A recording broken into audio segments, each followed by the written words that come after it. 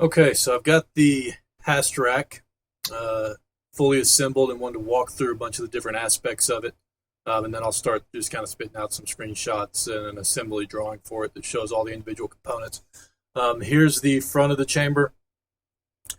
Since we just have the single group of boards, we've got our four Hast drivers here and our 8U kind of front door panel. We've got a 6U blank down here, just a blank space at the bottom, a 2U blank here above, a 1U keyboard drawer, the 2U UPS, a 4U door for the PC, and it has a shelf behind it that I will show. Here is our 2U control panel with our on, off, our indicating light here, an alarm, ESD, USB, and aux extension, and then of course the EMO. And then we've got our 7U monitor, a 2U blank, and then a 1U power supply, 1U blank, power supply blank going up the top. So we've got all that there. Then we've got a side door on each side. On the rear here, I've got the top section broken out where the three power supplies are.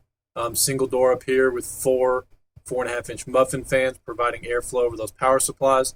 EMO button worked into this divider panel on the back, as well as the two watt-low controllers, the Easy Zone controllers. And then the bottom door, I've got 6 fans here. We might be able to pull 2 out. We can kind of make a judgment based off that once I show you what's going on inside the chamber. And then once again over here on the side.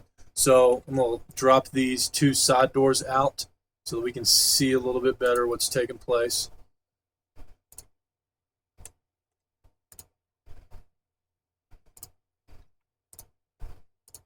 And I'll actually drop this rear door out as well.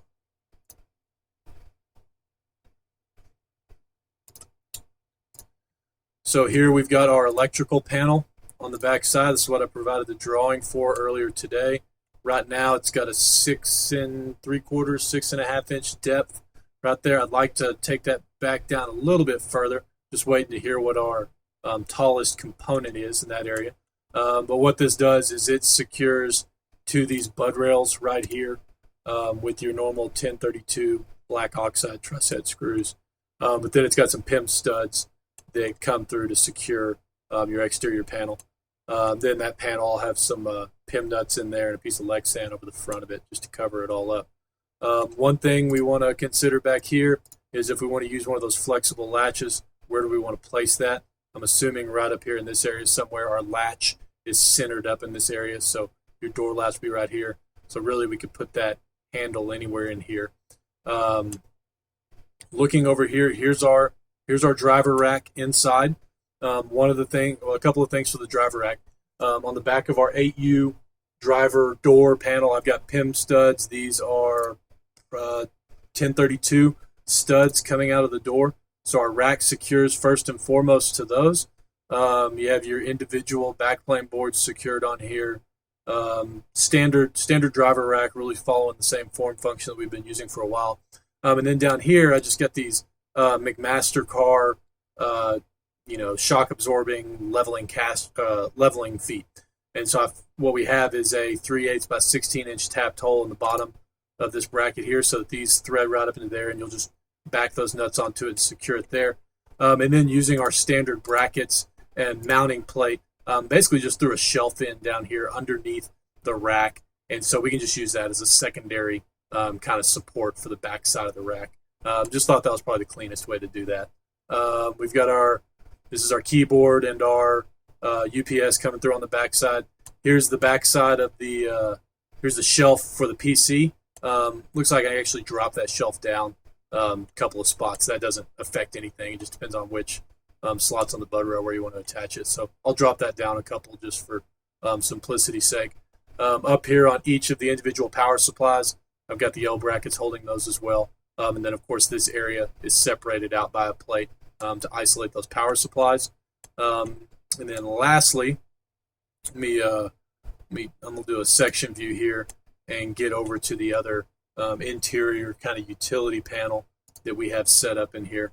There's one adjustment that I need to make to it that I'm seeing just now. I'm gonna leave part of this driver rack so we can just see where the airflow is going across it.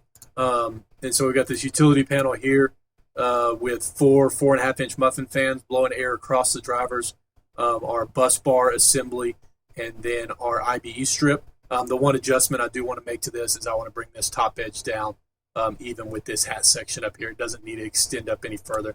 The only reason it's extending up so high, in fact, let me hide this, is just to get these, and hide that portion, is just to get these holes right here lined up with the slots on our horizontal braces.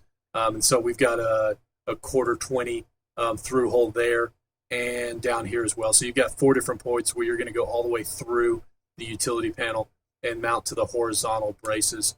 I went ahead, and this is, I believe, right. It's basically a 1/2 inch deep from here to here. That way we can get everything on the back side of the fans right there. And I really think that really covers everything. So the only other question I have, like I mentioned, is what is our deepest component that's going to go on this panel? And if I can drop this down a little bit more, that'd be great, because the door latch wants to interfere here. And there's some things that I can do to modify that, so that's not a problem. But if we're able to decrease that depth to, say, 5.5 inches, then it's not going to be any issue whatsoever. So that's it. Let me know of anything you would like to see different. Like I said, I will put out some drawings that kind of outline the assembly and show all the different components, and we'll go from there.